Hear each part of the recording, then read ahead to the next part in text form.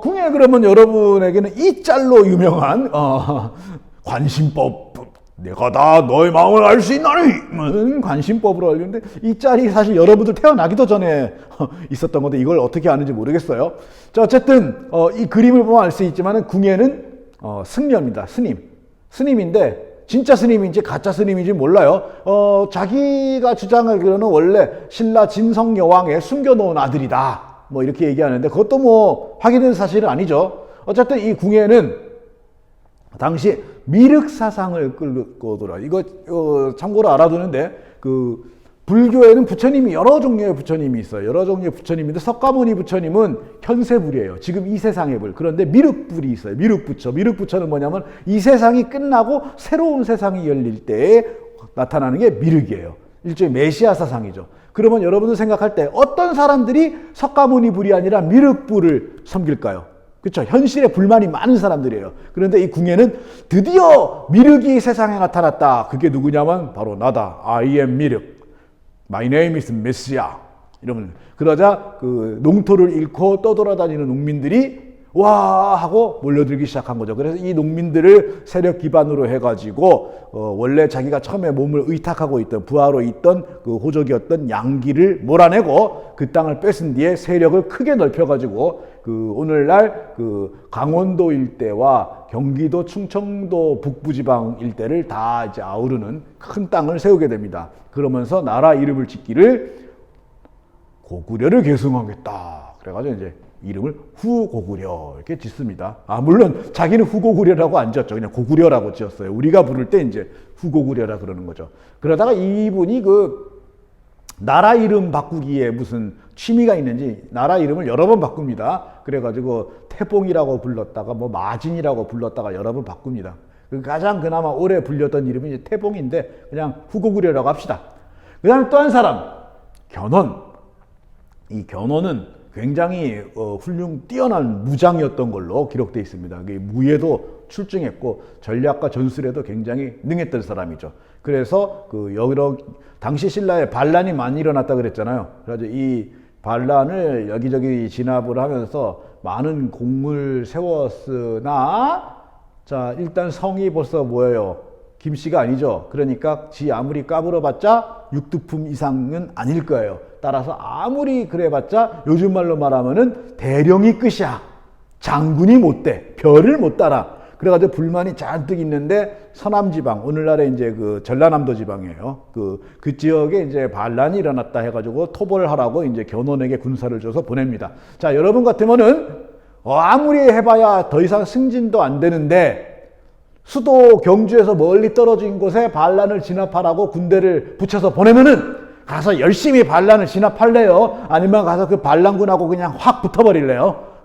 당연하죠. 그래서 견훤은 가가지고 거기에서 반란군을 진압하는 게 아니라 오히려 자기가 그 반란군의 지도자가 돼서 그 지역을 접수해버립니다. 그래서 이제 무진주에 기반을 두고 나라를 세웠는데, 무진주가 이제 오늘날의 광주예요. 그러니까 전라도 지방이죠. 그러니까 이름을 뭐라고 지었겠어요? 그렇죠? 백제라고 지은 거예요. 오늘 이거는 이제 원래 백제랑 구별하려고 후백제 이렇게 부르죠.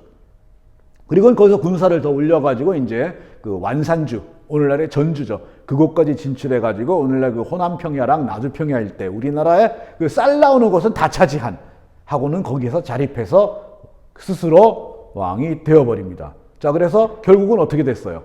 신라는 오늘날의 경상도 지방, 그러니까 삼국시대 때 신라네요. 그러니까 진흥왕 이전의 신라, 진흥왕 이전의 신라로 돌아가 버리고 통일신라의 나머지 영토는 이렇게 후고구려와 후백제로 나눠지게 된 겁니다. 그러니까 도로 뭐예요? 도로 삼국시대네. 그래서 이 시대를 후삼국시대라고 얘기합니다. 그리고 이 후삼국은 그냥 있을까요? 또 싸울까요?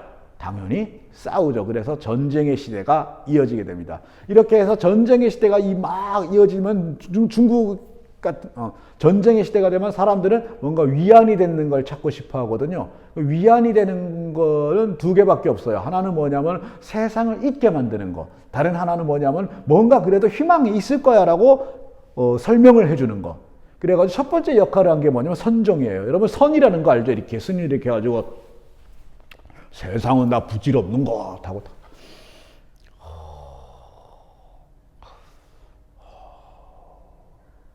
하다가 가끔 가다가 산은 산이요, 물은 물이다.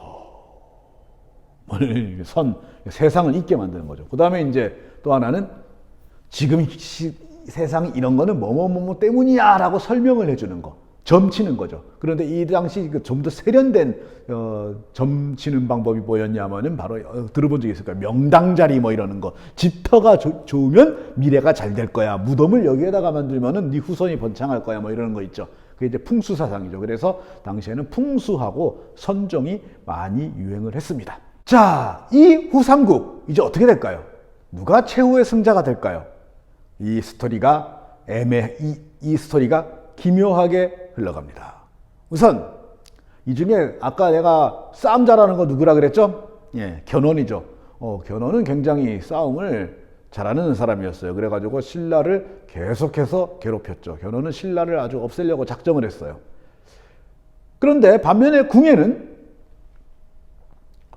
말년에 좀 사람이 이상해졌대요. 이상해져가지고 이 신하들을 굉장히 의심을 많이 해가지고 조금이라도 이제 자기가 의심을 해가지고 수상하면 그냥 막 죽였대요. 심지어는 자기 왕비와 아들들도 죽였어요. 그 배후에는 어떤 생각이 있었느냐? 당시 궁예의 부하 중에 가장 뛰어난 사람이 누구였냐면은 바로 왕건이에요. 이름 참 재밌죠? 이름이 왕건이야. 왕을 세워. 어휴, 이름을 잘 지어야겠어요. 자, 그래서 이 왕건을 많이 질투했어요. 그래서 자기 왕비가 왕건하고 바람을 피웠다. 이 왕자들도 내 아들이 아니다. 왕건의 새끼다. 뭐 이러면서 막 죽였다라는 썰이 있어요. 이건 물론 정식으로 기록된 건 아니에요. 다만 한 가지 확실한 거는 신하들을 의심하여 함부로 죽였다. 이거는 분명한 사실이에요. 그래가지고 이 신하들이 도저히 저 궁예를 더 이상 우리 왕으로 모실 수는 없다. 그래가지고 반란을 일으키게 됩니다. 그리고 반란을 일으켜서 궁예를 쫓아내고 왕건을 그 왕으로 모시게 됐죠. 그리고 왕건은 당시 그 후고구려의 수도였던 철원을 떠나서 자기 고향이었던 송악, 오늘날의 개성공단 그 송악으로 수도를 옮긴 뒤에 이제 나라를 이름을 짓기를 고려라고 지은 거죠. 그래서 이 후삼국 시대는 이제 후고구려 후백제 신라가 이제 고려 후백제 신라로 이제 바뀐 거예요. 이때 그 왕건이 나라 이름을 고려라고 지은 이유는 역시 여전히 계속해서 어느 나라를 의식하고 있는 거죠. 그래서 옛날에 고구려 계승의 뜻을 분명히 하고 있는 거예요. 한편 견훤은 신라를 빨리 차지해서 아무리 그래도 이제 수도를 먹어야 이 최후의 승자가 되는 거 아니에요. 그래서 신라를 경주를 함락해서 자기가 이 후삼국 시대의 승자가 되려는 욕심이 굉장히 강해서 신라를 굉장히 맹렬히 공격했다가 심지어는 신라 경주까지 쳐들어와서 왕을 쳐 죽이기까지 했어요.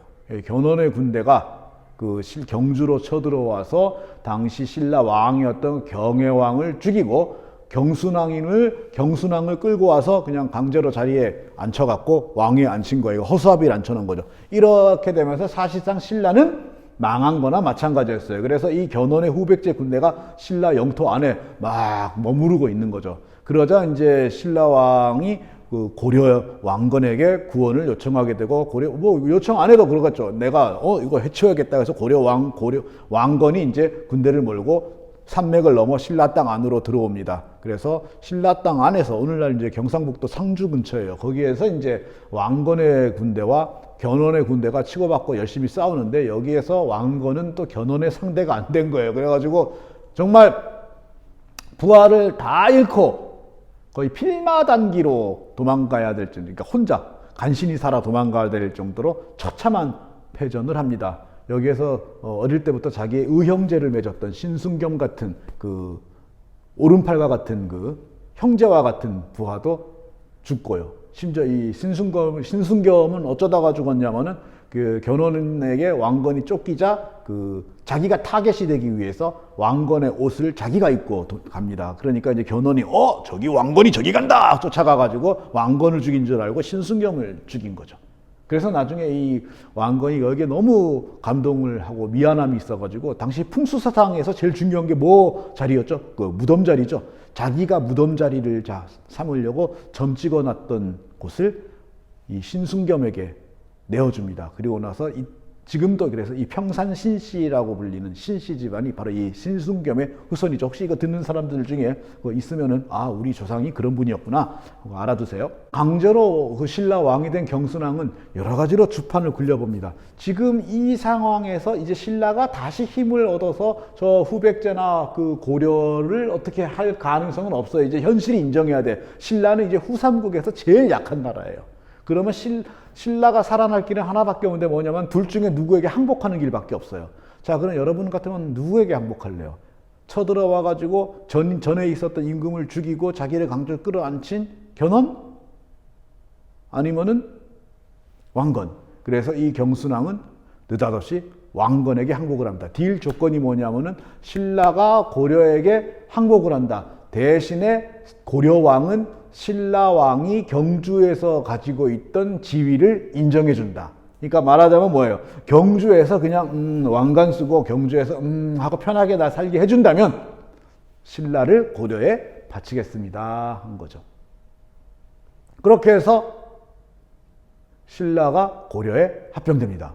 아, 이 소식을 들은 견훤은 굉장히 화가 나겠죠. 아니, 신라를 박살을 내가지고 이렇게 허물렁하게 만들어 놓은 거는 자기인데 말이야. 그죠? 자기인데, 그 왕건은 뭐 하는 있다가 그냥 가만 앉아가지고 이게, 이게 뭐, 제주는 뭐가 넘고 뭐는, 이게 뭐냐고 이게. 죽 써서 개 준 거 아니냐. 그래가지고 저놈의 왕건 좋아. 너가, 손가락 까딱 안 하고 신라를 먹어? 그럼 나는 신라를 먹은 너를 그냥 끝장을 내겠어 하고, 대규모 전쟁을 준비합니다. 하지만 엉뚱한 데서 적이 나타납니다.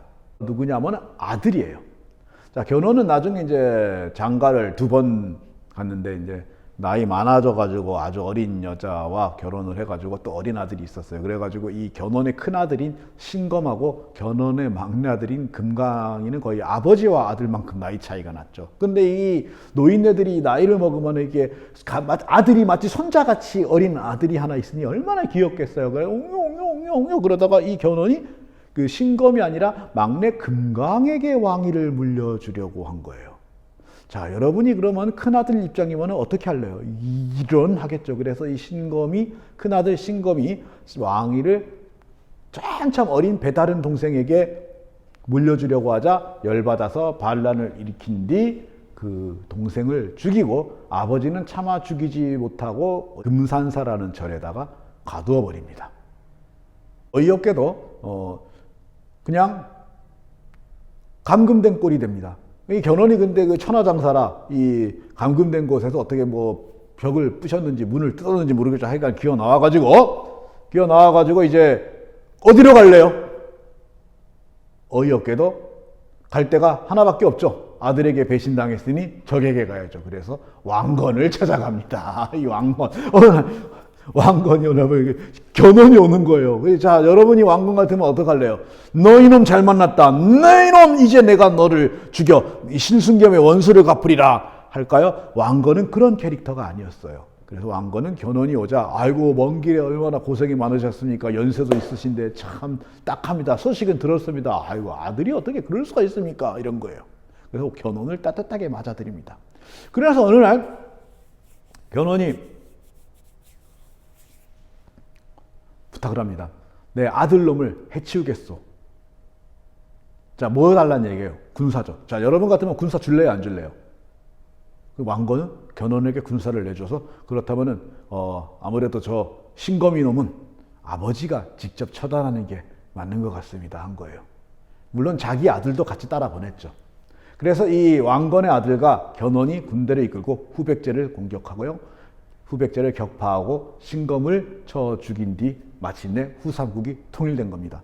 자, 그러니까 되게 이상한 게, 자 보세요. 신라를 사실상 멸망시킨 건 누구죠? 견훤이에요. 그죠? 후백제를 멸망시킨 건 누구죠? 결과적으로 그것도 견훤이에요. 그런데 후삼국을 통일한 건 누구죠? 왕건이에요. 어쩌다 이런 일이 일어난 거죠?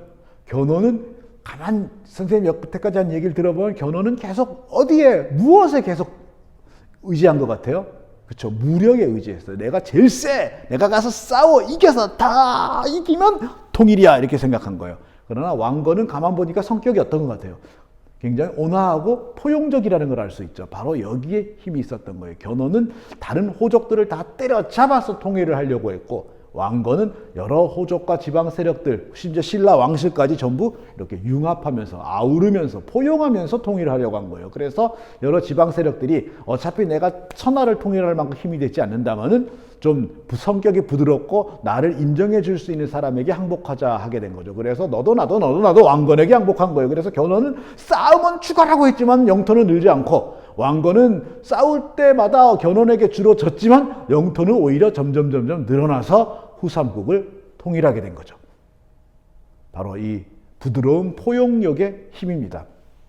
자, 어쨌든 이렇게 해서 왕건이 후삼국을 다시 통일하면서 이제 신라 시대는 공식적으로 막을 내리고, 이제부터 무슨 시대가 되는 거죠? 그렇습니다. 고려 시대가 되는 겁니다. 그러니까 이제 앞으로 이제 왕건 그러면 안 되죠. 뭐라 불러야 돼요?